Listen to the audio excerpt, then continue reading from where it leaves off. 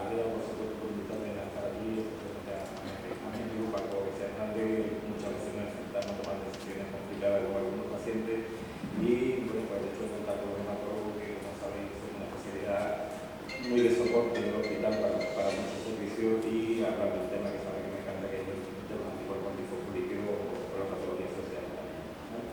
Él me pidió que hablara de los criterios que publica el consorcio ACF, americano con la europea, sobre síndrome antifosfolípico en 2023, hace prácticamente año y medio, realmente, que aportan estos nuevos criterios y en el que hace diario la práctica clínica. Bueno, pues recordar y disculparme por el fondo, por lo que se pone bonito, que va un naranja muy bonito, muy matizado, que aquí se ha convertido en un marrón un poco caca de niño chico, y algunas letras pues no se van a ver bien. Así que algunas veces pasa estas cosas con los portales. Bueno, pues recordar que el síndrome antifosfolípico lo describe el grupo de Harvard en el año 87, que se llama síndrome de Sidney, por aquello de que se habían encontrado algo que no pensaban encontrar y que parece que iba a tener un impacto en la clínica muy importante, y está definido como una serie de manifestaciones clínicas, dos grandes grupos, fundamentalmente trombosis, arteria glomerulosa o patología obstétrica, aunque también otras muchas manifestaciones clínicas que las tenéis recogidas ahí en una revisión de 2024, asociado a la presencia de anticuerpos antifosfolípicos. ¿Y qué son los anticuerpos antifosfolípicos? Bueno, pues son autoanticuerpos, por tanto es una enfermedad dentro de la enfermedad del autoinmune, que se van a tener la capacidad de unirse a proteínas que necesiten más su función fosfolípica de carga negativa para ejercerla, y por tanto la interferencia o bien de estos autoanticuerpos sobre esas proteínas van a impedir su funcionalidad, y de una manera o de otra van a favorecer los mecanismos de generación de trombosis en la pared vascular, fundamentalmente de diferentes órganos de toda la economía. Mecanismos protrombóticos, pues tenéis recogido de la que no podemos señalar, creo que no hay. No, no se ve. Bueno, pues es capaz de provocar daño arterial, como se ha visto en la charla anterior, generación de NET, liberación de citoquinas, todo muy encadenado con mecanismos también proinflamatorios que hoy en día tienen un papel muy relevante en la génesis de la trombosis, y como hemos aprendido fundamentalmente a la pandemia del COVID-19. ¿Y qué ocurre con estas manifestaciones clínicas y estas alteraciones de laboratorio? Pues prácticamente desde la descripción inicial del año 87 del cuadro ya se hablaba de la gran heterogeneidad, tanto clínica como analítica, de este tipo de patología, y por tanto desde el principio ya se llamaba la atención sobre la complejidad muchas veces que requería el poder llegar a un diagnóstico, y si teníamos un grado de certidumbre suficiente sobre esto para un diagnóstico, por tanto establecer un tratamiento de este tipo de pacientes. Como consecuencia de eso, bueno, pues poco a poco se han ido publicando criterios que en una primera publicación hecha por el mismo grupo de Harvard en el año 87 se establecieron como criterios de diagnóstico, algo por lo que los médicos nos sentimos muy cómodos, porque nos permite decir si tiene esto, dicotómico, si no, pues yo digo que este enfermo tiene esta patología, me deja mucha seguridad que puedo poner un cartel diagnóstico, y a partir de aquí yo poner en marcha recursos terapéuticos por los que me siento bastante seguro de que no me estoy equivocando. Bueno, pues definió los tres grandes pilares ya desde el principio: trombosis arterial venosa, patología obstétrica relacionada, se metía la trombocitopenia en que puede establecer lo siguiente, y la presencia de los anticuerpos que se conocían en ese momento: anticuerpos antiolímpicos positivos, anticuerpos anticardiolípicos. Parecía todo muy clarito. Si aquellos anticuerpos en el laboratorio eran persistentes y se pedía que estuvieran positivos en ocasiones separadas en 8 semanas, ya teníamos un diagnóstico. Bueno, después se complicaron y los criterios diagnósticos se convirtieron en criterios de clasificación.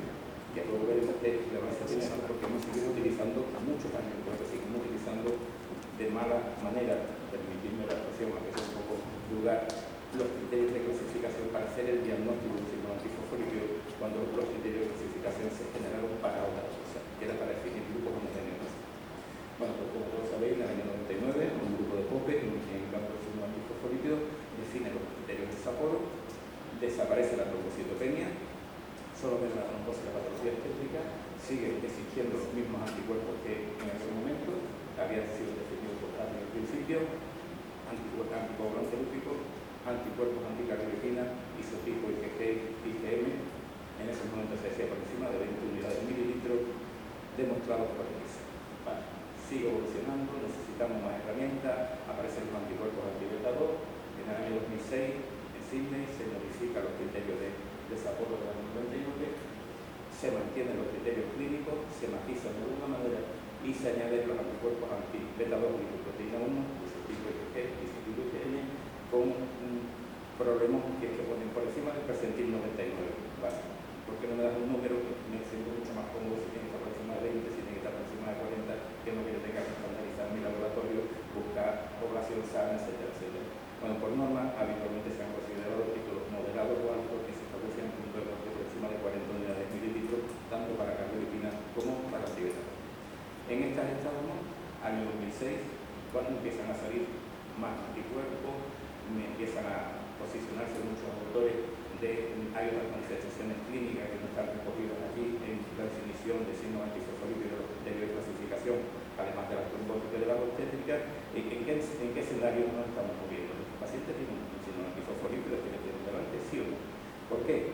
Bueno, pues como digo, porque empiezan a publicarse muchas revisiones de lo que se denominan criterios clínicos o extracriterios, o síntomas clínicos, patologías extracriterios. Si un paciente tiene una corea, si un paciente tiene una hemorragia pulmonar, si un paciente tiene una necrocirrosis vascular y tiene anticuerpo antifosfolípido, ¿tiene un síndrome antifosfolípido o no lo tiene? ¿Lo tengo que tratar o no lo tengo que tratar? Cada vez se publican más revisiones recogiendo este tipo de manifestaciones clínicas y cada vez más posicionamiento en la literatura de que se tienen que regenerar los criterios y se tienen que establecer criterios de diagnóstico de forma que nos sintamos, como he dicho al principio, más cómodos en establecer el diagnóstico. Por otra parte, bueno, pues se define ya muy precozmente el criterio de síndrome antifosfolípido seronegativo. ¿Esto qué es? Bueno, un paciente que tiene sintomatología hemolítica, ha tenido un ictus, ha tenido una trombocitosis profunda que después de una embolia pulmonar, además te cuenta sus antecedentes que había tenido 3 abortos y una muerte fetal ya de 20 semanas. Aquello huele a síndrome antifosfolípido muchísimo y al verse la batería de anticuerpos que están definidos como criterios de clasificación o porque siempre digo lo mismo, digo criterios diagnósticos, que resulta que ni tiene lúpico, ni tiene cardiolipina, ni tiene beta. Ese paciente o esa paciente tiene un síndrome antifosfolípido o no lo tiene. Bueno, pues se descubrieron una serie de otros autoanticuerpos, antiarresina, los isotipos IgA, etcétera, etcétera, etcétera. Y sobre todo un anticuerpo muy importante que es el anticuerpo antifosfatidilcerina protrombina, que estábamos esperando los hematólogos como agua de mayo que los nuevos criterios se incluyeran como factores de riesgo. Bueno, pues en este escenario, en el 2023, vemos un titular de se publican los nuevos criterios de clasificación por un proceso de la Sociedad Americana de Reumatología y el Consorcio Europeo de Reumatología. Y hay cambios relevantes, pero no todo lo que hubiéramos querido, pero todos tenemos que vamos a explicar. ¿Qué criterios relevantes hay? Bueno, pues primero, en el área clínica se ponderan los factores de riesgo, las situaciones clínicas, las manifestaciones clínicas. Se crean 6 áreas, ya no solo la trombosis y la patología obstétrica, sino que también se incluyen manifestaciones dermatológicas, se vuelve a meter la trombocitopenia, evidentemente se incluye la valvulopatía, que ya he sido descrito desde el principio por la endocarditis de Limanzar y las lesiones valvulares mitrales no infecciosas, una serie de criterios clínicos que además se ponderan. Esto se hace en 4 fases, se reúnen los expertos, definen una serie de patologías clínicas, luego se busca la evidencia en la literatura y se testa. Lo importante es que todos estos criterios se han testado luego de forma prospectiva en una segunda corte de validación y además se ponderan, se dan un valor, se puntúan. De forma que cuanto más asociado a un síndrome antifosfolípido es una patología, trombosis arterial sin factores de riesgo coincidentes en el paciente, una enfermedad tromboembólica venosa sin factores de riesgo de enfermedad tromboembólica venosa, más puntos de enfermedad. Y los criterios de laboratorio, ahí nos llevan muchas por hematólogos, siguen igual, exactamente igual. Lo único que se hace es que por fin se define que título moderado está por encima de 40 unidades y título alto se va a alumbrar que antes decíamos por encima de 100 unidades se ponen 80 unidades. Pero básicamente se define que tienen que estar por encima de 40 unidades las cardiolipina o las beta isotipo IgG y IgM. Y no se mete ningún otro autoanticuerpo para nuestra gran desastre. ¿Cómo diagnosticamos que un paciente tiene un síndrome antifosfolípido seguro que cumple los criterios de clasificación? Bueno, pues se siguen 3 pasos. Primero, un paciente que tiene un perfil clínico su testigo, alguno de todos lo que hemos visto ahí, de los 6 grupos clínicos, si tiene una determinación de anticuerpos antifosfolípidos positiva, al menos en los 3 años posteriores a ese cuadro clínico, ya no tiene que ser sospecha de que lo tiene. Segundo, tiene que cumplir unos criterios agregados de al menos 3 puntos en la valoración de sintomatología clínica y al menos 3 puntos en la valoración de la sintomatología de laboratorio. Problema, si lo habéis visto detalladamente, si no me voy para detrás, los anticuerpos de isotipo IgM necesitan mucho valor. Ahora solo se puntúa con uno, por lo cual un paciente que tenga un cuadro clínico claro, pero tenga determinaciones persistentes de anticuerpos anticardiolipina, antibeta 2, IgM a título moderado, pues no va a tener criterio de diagnóstico o de clasificación de un síndrome antifosfolípido. Eso complica un poco las cosas. Y en cada uno de los dominios clínicos o de laboratorio solo se puntuará el valor más alto, ¿vale? No son sumativos. Se suman los 6 dominios entre sí, pero solo se coge el más alto de cada uno de los dominios, tanto clínico como de laboratorio. Y como digo, si al menos cumplen 3 puntos en los criterios clínicos y 3 en los criterios de laboratorio, estamos seguros de que ese paciente tiene un síndrome antifosfolípido. ¿Y eso con qué finalidad? ¿Para qué? Para hacer poblaciones homogéneas a la hora de investigación en ensayos clínicos, no para establecer un diagnóstico. Ojo a esto. Un paciente con criterios de clasificación positivos de 2023, estamos seguros de que tiene un síndrome antifosfolípido y lo voy a poder meter en ensayos clínicos de nuevos fármacos o en evaluación pronóstica, etcétera, etcétera. Eso excluye que otros pacientes que no cumplan esos criterios de clasificación no puedan tener un síndrome antifosfolípido, en absoluto. Y es el error que no tenemos que cometer, ¿vale? Bueno, si ponemos una comparativa de los criterios de clasificación Sapporo, Sydney y los Azores 2023, bueno, pues básicamente, ¿qué aporta los nuevos criterios? Que al fin y al cabo es la pregunta que me plantearon al principio. Bueno, pues la puntuación está ponderada, aquí se puntúa una serie de factores clínicos que antes simplemente, si no los tiene o no los tiene. Por otra parte, se vuelven a incluir la trombocitopenia y la calculopatía que estaban excluidos de los criterios de Sapporo o de Sydney. Las manifestaciones microvasculares que estaban someramente incluidas en la hipoxia, trombosis arterial, el vaso microvascular demostrada por un método de imagen. Bueno, para hacer una microangiopatía, nadie, yo hace una biopsia para documentarla, salvo que sea en el territorio regional, ¿no? Pero con otras localizaciones difícilmente se hace una biopsia para diagnosticar una microangiopatía. Cambia el perfil de relación temporal, tanto en Sapporo como en Sydney se admitían hasta 5 años entre datos clínicos y datos de laboratorio. Aquí se acotan a 3 años para que haya una clara relación. Vale.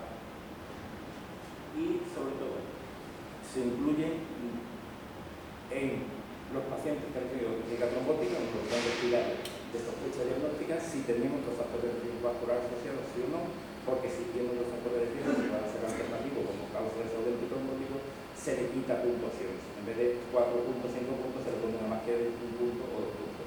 Y lo más importante es que tienen que haber sido validados prospectivamente en otras cortes posteriores a la hora de valorar su sensibilidad y su especificidad. De forma que, si se compara con los criterios de Sydney, en los criterios de Sydney primaba que no se escapara ningún paciente, tenía una sensibilidad del 99%, aquí en los nuevos criterios de la URA del 2023 lo que prima es la especificidad, que llega al 99%, pero se nos podrían escapar casi un 16% de pacientes de hipersensibilidad, solo el 84%, si lo aplicáramos como criterios de diagnóstico y no como criterios de clasificación, ¿vale? Por tanto, recordar que los criterios lo que permiten es seleccionar pacientes que seguro tienen un síndrome antifosfolípido para seleccionarlos para ensayos clínicos o estudios prospectivos. Bueno, esto es lo mismo que he dicho. Por tanto, si caemos en el error de que si no cumple el criterio de clasificación decir que no puede tener un síndrome antifosfolípido, ¿qué paciente podríamos estar no diagnosticando de forma adecuada? Pues al menos a 5 grupos.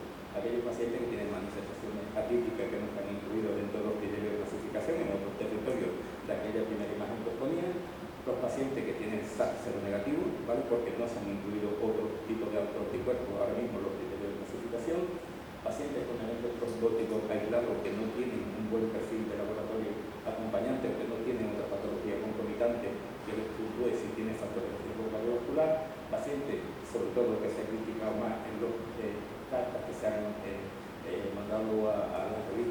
de que se excluyen muchos pacientes con patología obstétrica porque tan solo incluye las preeclampsias precoces y graves, tengan o no tengan muerte fetal, y excluye otras muchas patologías obstétricas, preeclampsia, por ejemplo, moderada, retraso del crecimiento intrauterino, una serie de criterios que antes se consideraban los CINDE y no están considerados en estos 2023.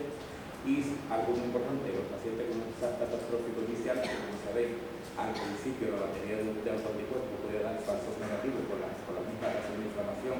Sabéis que hay interferencias tanto la proteína C reactiva como la beta-microglobulina que interfiere con la beta-proteína 1 y puede dar falsos negativos en la fase de inflamación muy aguda inicial del síndrome antifosfolípido catastrófico. Por tanto, un grupo de pacientes muy relevante que tenemos que tener en mente que a lo mejor tienen un síndrome antifosfolípido y los podríamos incluir si utilizamos los criterios de clasificación como criterios diagnósticos cuando no lo son.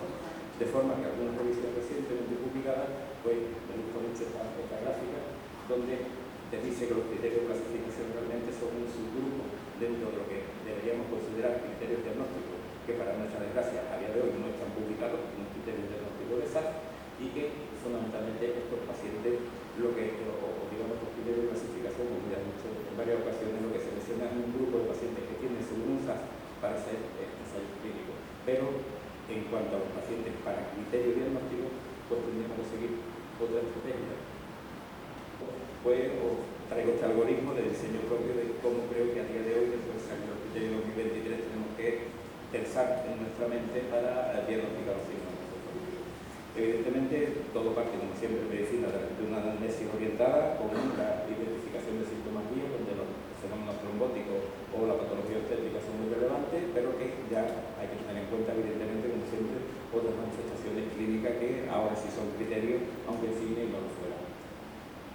A partir de ahí, pues, como siempre hacemos, desde el laboratorio, seguimos teniendo solo a día de hoy como criterio lúpico, cardiolipina o beta, por niveles por encima de 40, persistentes, separadas al menos 12 semanas.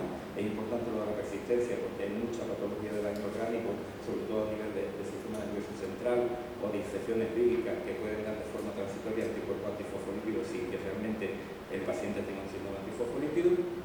Si cumple esos criterios clínico-biológicos, pues ya tendremos el diagnóstico de síndrome antifosfolípido clínico-biológico, se puede establecer así, y por tanto ese paciente sería subsidiario de tratamiento. Dentro de este grupo de pacientes, pues nos plantearíamos, ya tengo hecho el diagnóstico, ¿cumple los criterios de clasificación ACR regular 2023? Sí, los cumple. Vale, pues este es un paciente SAP seguro, SAP típico, y ese paciente es subsidiario de ser incluido en ensayos clínicos de nuevas moléculas, nuevas dianas terapéuticas, de estudios prospectivos para factores pronósticos, identificación de biomarcadores, lo que quiera. No cumple los criterios. Eso no me excluye el diagnóstico del síndrome antifosfolípido de ese paciente. Me lo quedo con síndrome antifosfolípido y evidentemente sigue con su tratamiento. Y luego, los pacientes que los que no hayan identificado los criterios de laboratorio, estamos ante un SARS negativo, el cuadro clínico tiene suficiente entidad. Bueno, pues debo hacer otras pruebas de laboratorio. Yo insistía mucho aquí en los antifosfatidilserina protrombina como algo importante. Se ha hablado también de los anticuerpos antidominio 1, lo que todos sabéis, ¿no? Los antianesina, etcétera, etcétera.